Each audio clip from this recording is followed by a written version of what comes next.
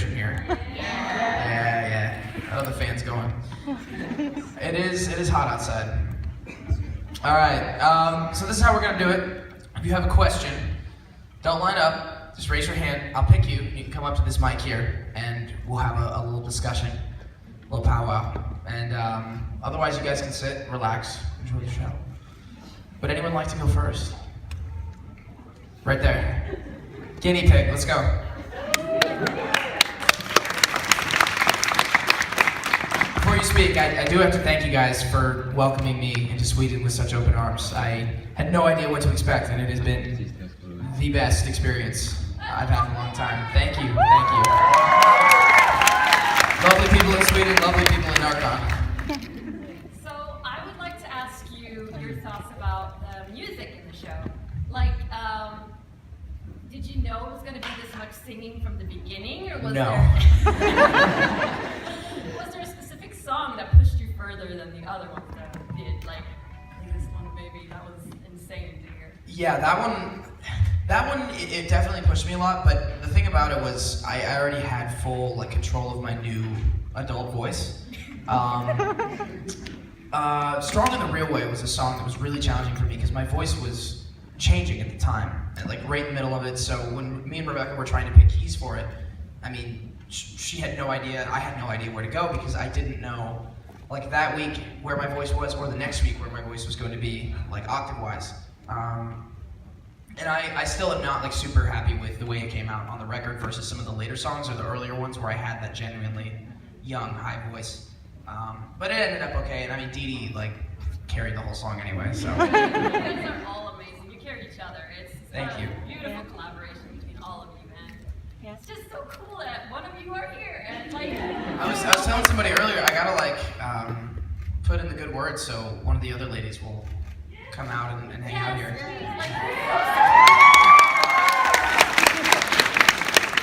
This is my first time doing a convention in all of Europe, actually.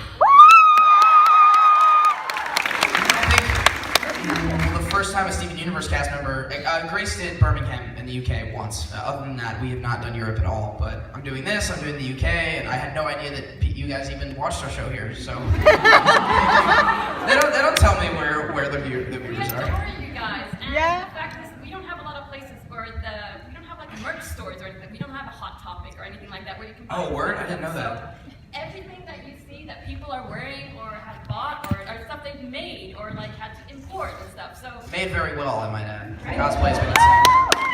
The fact that you guys made it here, it means a lot to us who do really appreciate the show in general is beautiful, and the fact that one of you decided to come here and give us a chance was amazing. So thank you. Well, I will be bringing a lot of compliments back home to everybody else. Good. Well, thank you. That was my question. I hope you will enjoy the rest of the day. Thank you.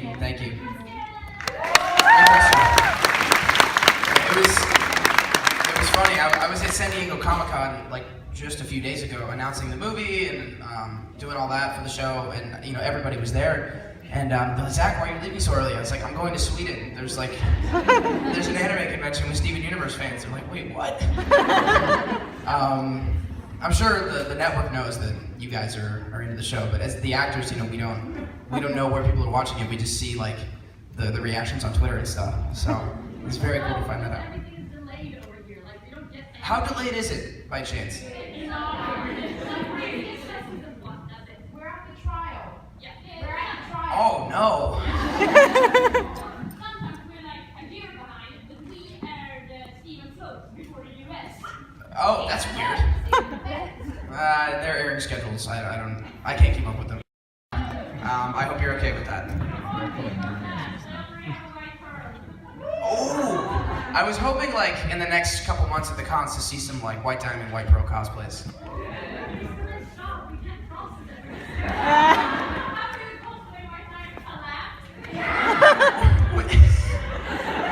My LEDs all over.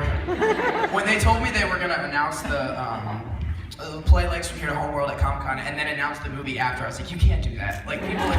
People are gonna go to the hospital. That's not fair. Who would like to ask a question next? Let's see. I saw you first, all the way on the right. Welcome. Hello. Great honor having you here. Just one quick question. Starting off from like the first episode or so, did you ever get the feeling that, looking at the most recent episode, that this is where it was all headed, going from a kid living with aliens just wanting an ice cream sandwich and making mischief into having episodes about consistential crises? I mean, I didn't know they were aliens till we were like 10 episodes in. And I told Rebecca that. She's like, wait, I haven't explained anything to you. Sit down. So she sits down, me, Dee Dee, Michaela's like, okay, so they're aliens, and then there's this rose quartz person who's like rebellion, and yada, yada, yada. So yeah, I definitely did not know where it was going, or that it would become such a complex, well-written show. I mean, it was, super cool, well-written at the beginning, but like how advanced it would be as far as narratives go. So you guys were like on the same page as the fans, like. Pretty much. At the beginning, yeah. I mean, we didn't really have any fans then because it wasn't even on TV yet. But yeah, that was definitely a shock. And there were many more shocks that came on. What do you mean Garnet is 2 gems? What do you mean Rose is big diamond? What's that? I've known that for like 2 years because we did the episode so long ago. Naruto! You're late. How dare you? I invite you to my family. So yeah, I've known that for way too long, and as soon as I heard about it, I was like, that's awesome. I can't tell people that. So that was fun. Yeah. I mean, I'm not like full Tom Holland. Like I keep my yeah. I mean, are you asking for spoilers right now? Is that your end game?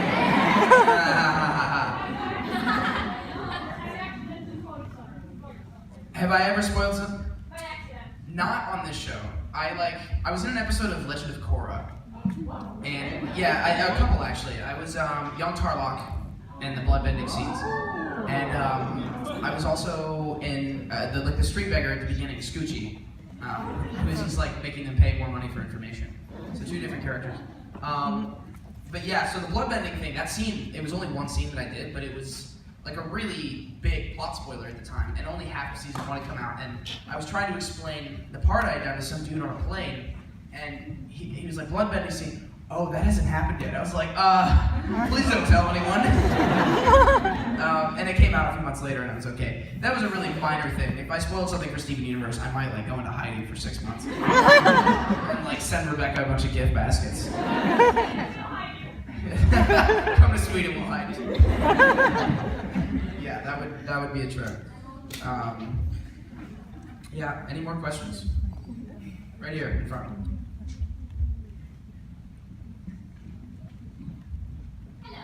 Hey, welcome. So I was wondering, what's your favorite song from the show, and can you sing a tiny bit of it? Yes, it's not my song. Disclaimer. It's over, isn't it?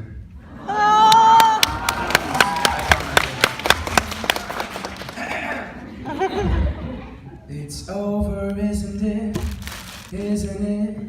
Isn't it over? It's over, isn't it? Isn't it? Isn't it over? She won, you won. She chose you, and she loves you, and she's gone. It's over, isn't it? Why can't I move on? Thanks for warning me what my normal singing voice sounds like. Thank you. Any excuse to sing that song. Because I didn't get to do it for the show. Dee Dee kills it though. She's like next level. I actually, at San Diego Comic-Con 2 years ago, we were doing like a musical concert panel, sort of an extended, out of the normal thing. And I had to go on and sing my song, both of you, right after Dee Dee did that song. So I'm just backstage like, really, Cartoon Network, you put me like right after the most like explosive, beautiful, heart-wrenching musical performance you could, and I have to go and follow this up. All right, cool. It went okay. What's that? Yeah, Thanks. you were good too. No, Dee Dee. She's my other mom. She's lovely. I I talked about this on a panel a while ago, and it kind of blew up. Because if I put mom in my phone, Dee Dee comes up before my mom. Because she has bird mom listed as part of her contact. And she really is. I mean, she's very protective of me. Gives me a lot of advice. Yeah, she's a very motherly figure. Anyone else? Straight in front. I love how many fans I can see going from over. It's so funny. Hi, I'm a huge fan. Thank you so much for coming to Sweden. Thank you for having me. I'd just like to ask you, like, how hard is the Steven voice to do for you? Is it hard? Impossible.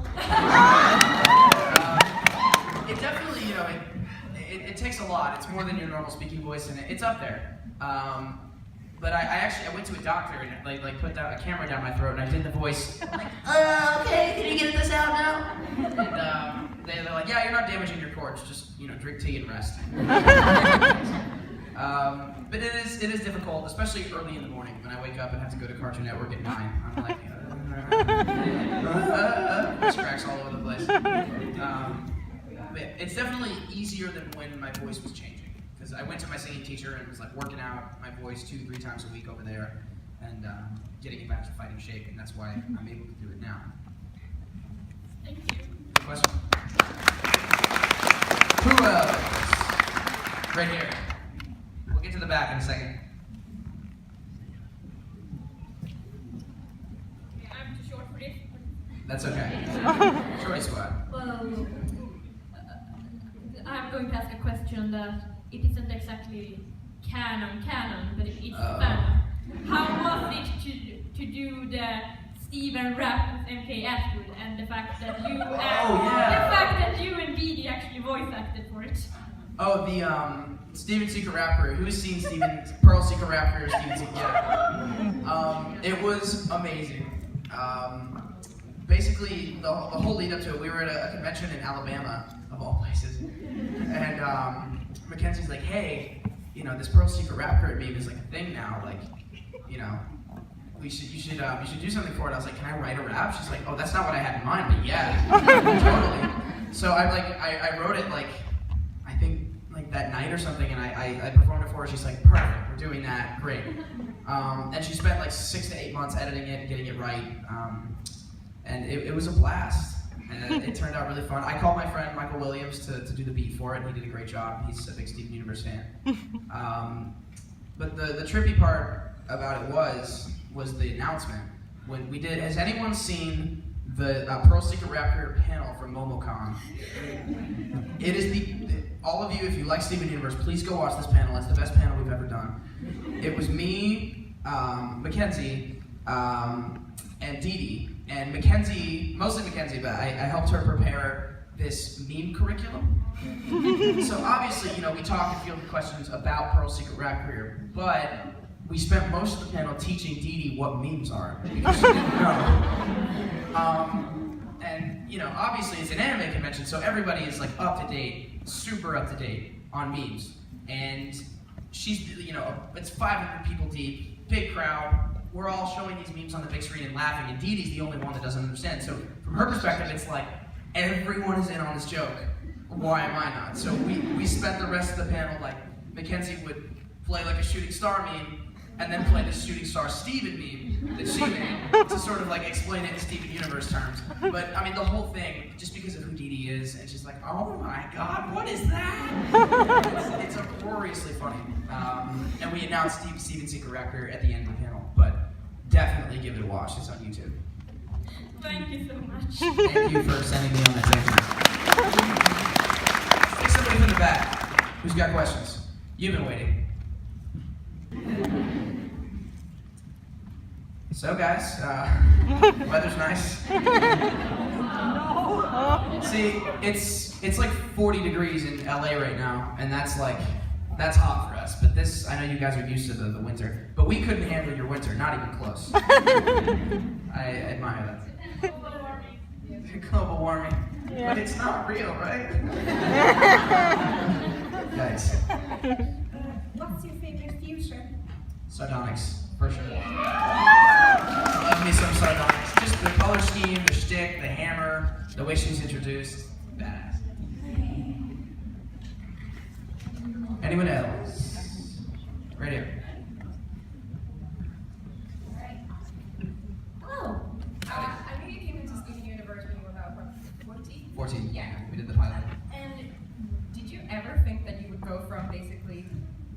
expect that you would go from way back to singing, releasing your own CDs and stuff, and First of all, thank you for asking.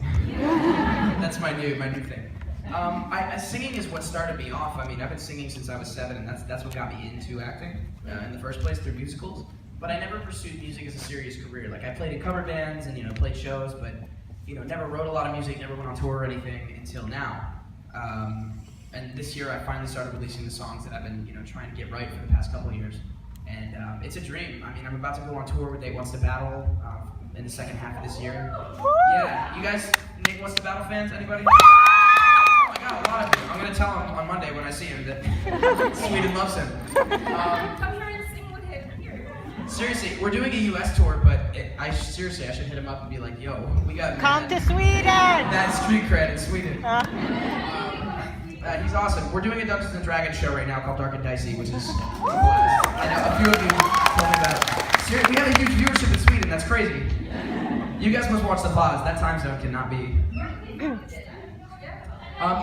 We stream every Monday night. Well, Monday night there, Tuesday for you guys, on the official Dungeons and Dragons Twitch page. And then the VODs are either on that channel or on Nate's channel. I'm not sure, but just check around. They're all there. And there's only like 8 episodes out now, so you can catch up. It's a blast. But then we're going on tour and playing our music, and we're doing a lot together right now. I was in one of his music videos, Phantom, as the magician, which was really fun. Yeah, it's a good time. I forget what I was initially talking about. Music. How you feel about going into your music career after doing voice acting? It's super important to me, and my biggest inspiration for creating a really cohesive album and project, and trying to have a vision beyond just putting out songs that are normal was Rebecca, because she's so insistent on making sure every detail of Steven Universe is ironed out, not just in the show, but in the games, in the books, in the comics. She's so involved in making sure everything is universal and correct and canon and done well. That was a huge inspiration for me to start making my own projects, and this album is very special to me. It's a continuous story from track 1 to the last track. I did all the art design for the photographs and the graphics, and I'm really excited for you guys to hear it. I have 3 songs out right now, if you guys want to get a taste. That's actually what was playing when you guys came in. It's very all pop, if you like 21 Pilots, Panic at the Disco, My Chem, stuff like that. But it's in its own lane. I rap a little bit. It's a good time. Please check it out. I'm on Spotify, iTunes, YouTube, the whole Just follow me on Instagram and Twitter, and then you'll find it there. That's the best way to do it. And hopefully, Nate and I will come tour in Sweden at some point. Thank you for asking. I plug the music any chance I get. I'm like, please, it's so important to me. Listen. All right, who's next? Let's see. 1 sec. I want to get somebody from the back. We haven't done from someone from over here yet. Let's start with you. I'll get to all of you, I promise. Hey, what did I say about the lights? Thank you. It's hot up here. Hi. If you could choose one character from the show, what would you like to see Steven fuse with? I have been putting this fusion out into the universe and trying to will it into existence for over 4 years now. Before she even was publicly known. As soon as she came on screen for the first time. I don't think it's going to happen anytime soon. But my theory is we should have a Steven Paradox fusion that instead of being twice as tall is half the size. It can properly represent the shorty squad, and also is like the gray matter, from Ben 10 of the crystal gems. It can crawl through air ducts and do stealth missions and stuff. And also be really sassy. Thanks, Claude. Alright, you're up. I like your little dog loaf. Yeasty what? Yeasty Ken. Yes. Is he like a bread dog? Is that the joke? Yes. Nice. Yeasty, what's good? Anyway. Rare pupper. Lean into the mic a little bit so everybody can hear you. Sure. Who is your favorite diamond? White. Oh! said that until like last week. Everyone was like, ooh. One white diamond step on me. Y'all are disgusting. Jesus. Have you seen her heels? Yeah, the reveal is terrifying. But from the moment I saw the initial concept art, I was like, Rebecca, this is brilliant. Like, you've outdone yourself. So yeah, very, very much a favorite. Who else? I saw you. Yeah, you.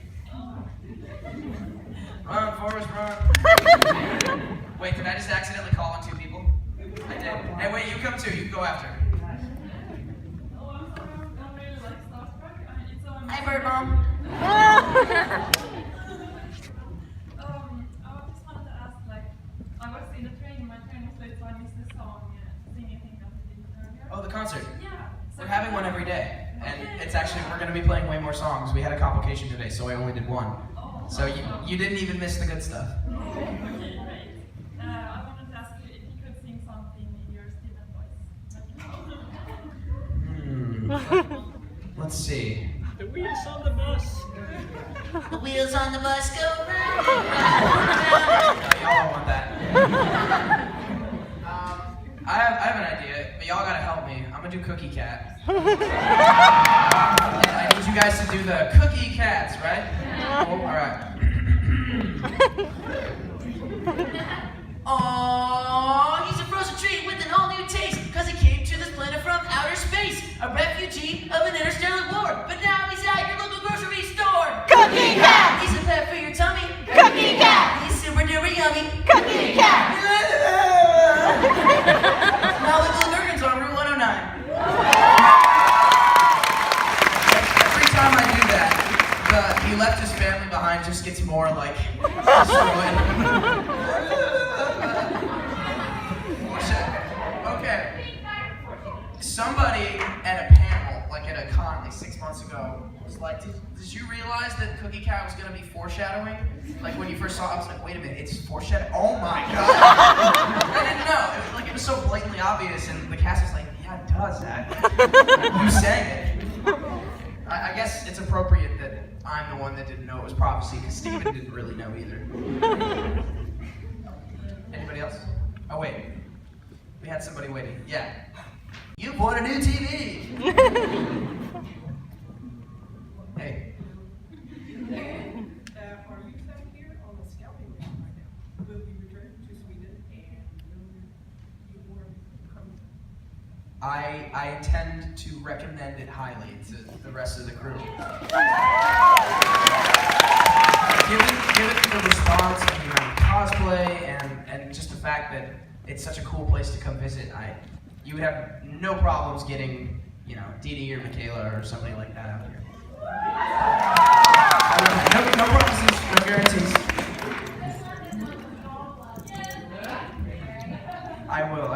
Maybe it was a scouting mission, maybe it wasn't. Let's classify. Nicki Minaj! Alright, who else? Flowers in your hair. Hello again.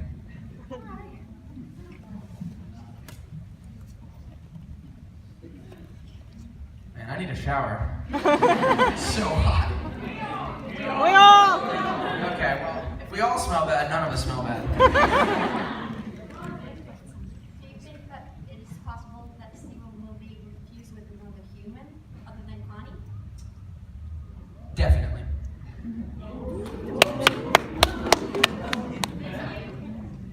I mean, I don't see why not. The other gems probably, I don't know that they could because they're not part human, but there's nothing restricting you from doing that. I'd have to ask that specific question, but I see no issue with that. Steven Lion Fusion went. Steven Lion Fusion went. Steven Lion Fusion. Okay, Steven, those are both messed up in different ways. One of them, the furries will have a field day. One of them is just a kid and a piece of food. I don't like the alignment of a Steven Onion fusion. Like that's like chaotic neutral at best. I voice Onion, by the way, if you didn't know that.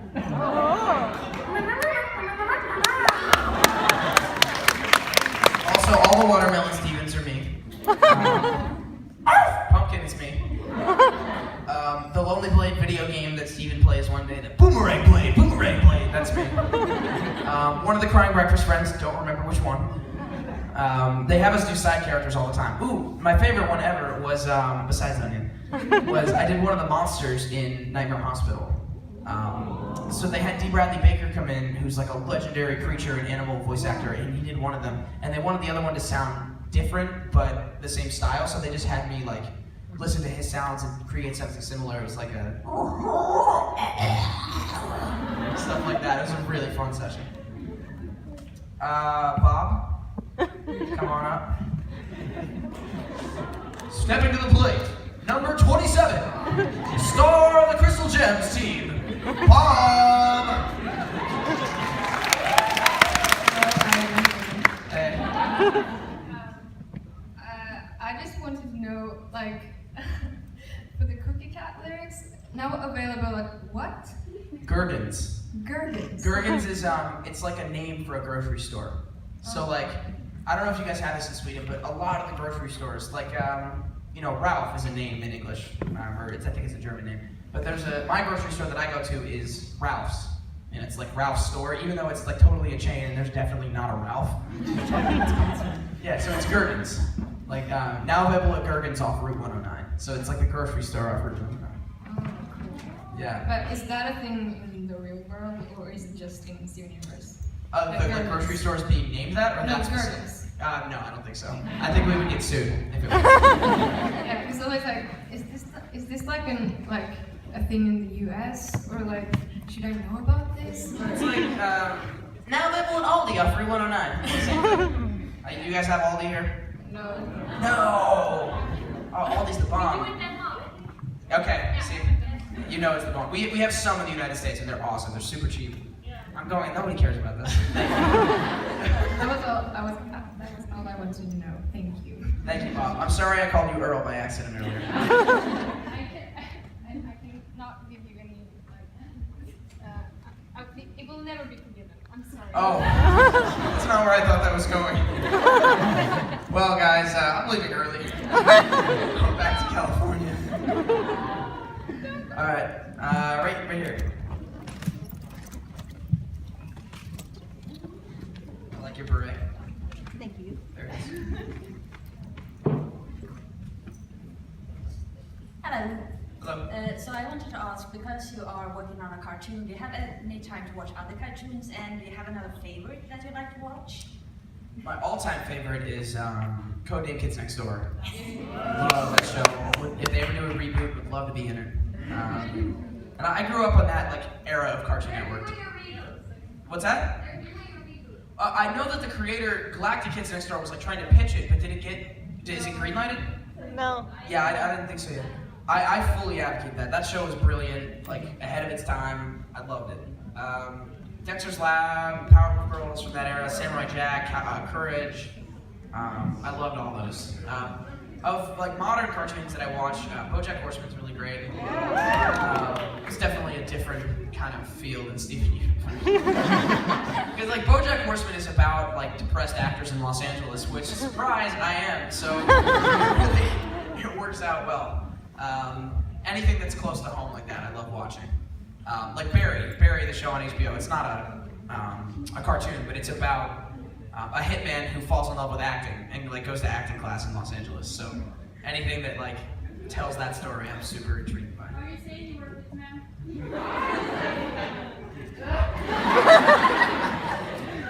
Yeah, that was the mission I was sent here for. One really unlucky Swedish person.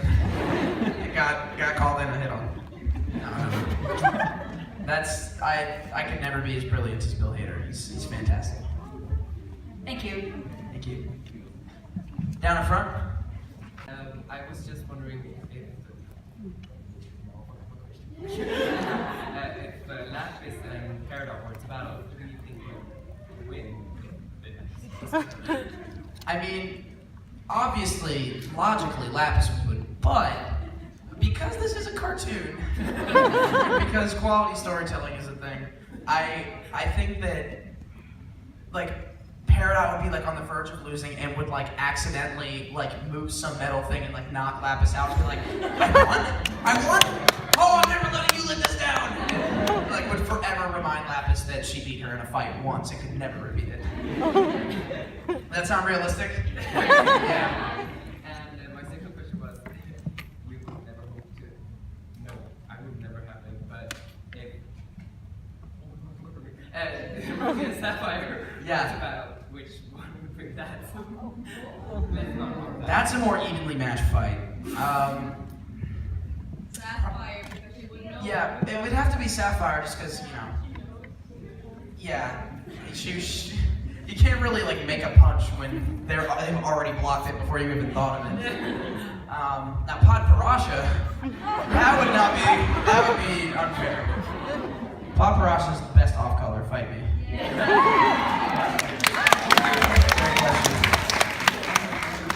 Let's see, let's get somebody from over here, in the black. Yeah, you.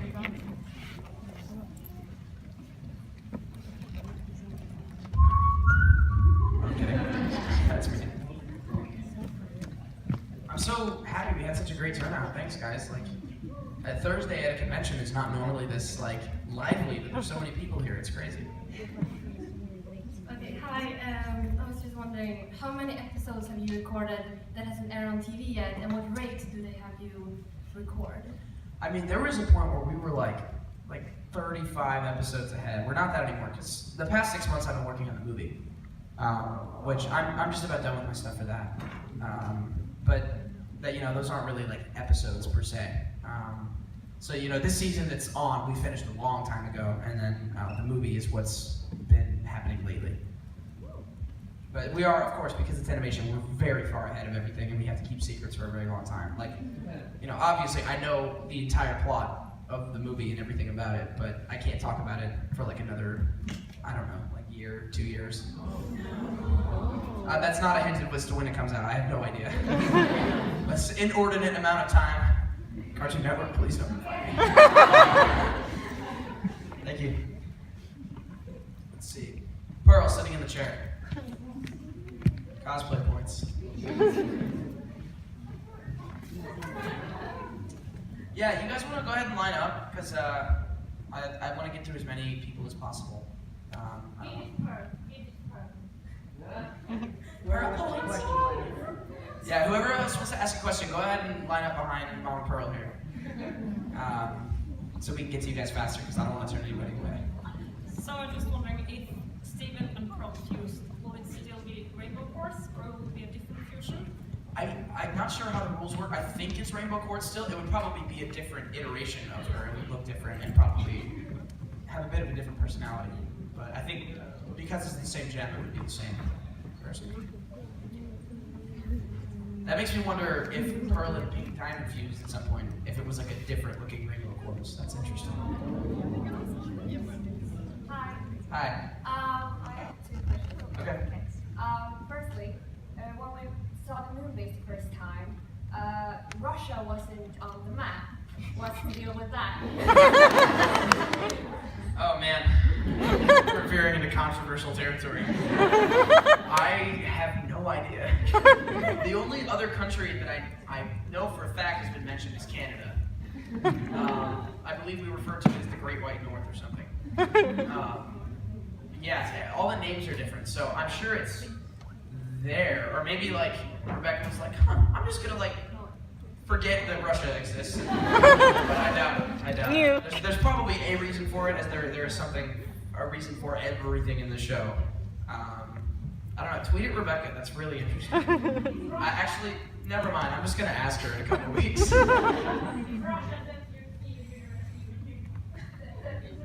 Yeah, like, aren't we like banned in Russia or something? Maybe that's why. I have no idea. Revenge! To go back to the question about Steven fusing with another human, which human would you like Steven to fuse with if that were to happen? Ronaldo. Conspiracy theories, John. Bloodstone plus rose quartz. Like an orange gem or something. Oh my god, that Bloodstone, was anyone around when they were like, new gem coming next week? As soon as I saw it, I'm like, oh, they're gonna be so mad. And It was a great idea. What? It was a burn, for sure. It was not cool. Are you from Russia, by the way? Is that why you asked? Okay. I hope I haven't horribly offended you. Welcome. Thank you. I just wanted to say something first, is that you said that it's very difficult for you to have gone through the Steven voice changing and everything. Yeah. I've been rewatched the first season like twice now to get other friends into the show. Yeah. And I noticed the difference that of the first episode to now, but I don't think it sounds bad. Like if you feel like it sounded bad or something, it's amazing because your voice is growing at the same speed as Steven, and that's Thank you. really cool to hear. It definitely created a really interesting, not just vocally, but like mentally, an interesting progression for the character development because we were quite literally growing up alongside each other.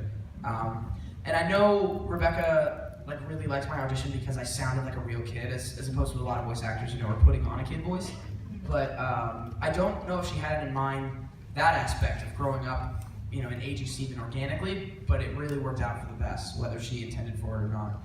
And I'm happy I had that. And I think I did an okay job, like, putting the voice out. It was just some of the songs were what really tripped me up that I still have a hard time going back and watching. Like, Coach Steven is not my favorite episode because of that.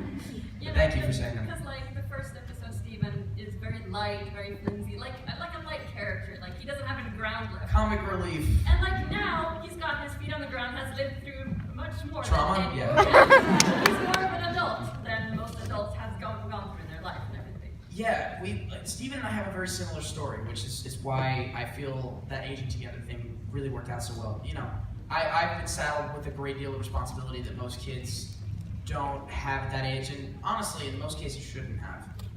And I get that aspect of Steven, and Steven has held up pretty freaking well in the light of everything he's had to witness and go through, and I feel like at some point he's just gonna have to like take some time for himself. I have significantly less constitution than he does, so I look to that for inspiration sometimes. It's all about PMA and the people around you who support you. Oh yeah. So, I have a very good circle back home, which yes. is great. So the actual question, sorry about that.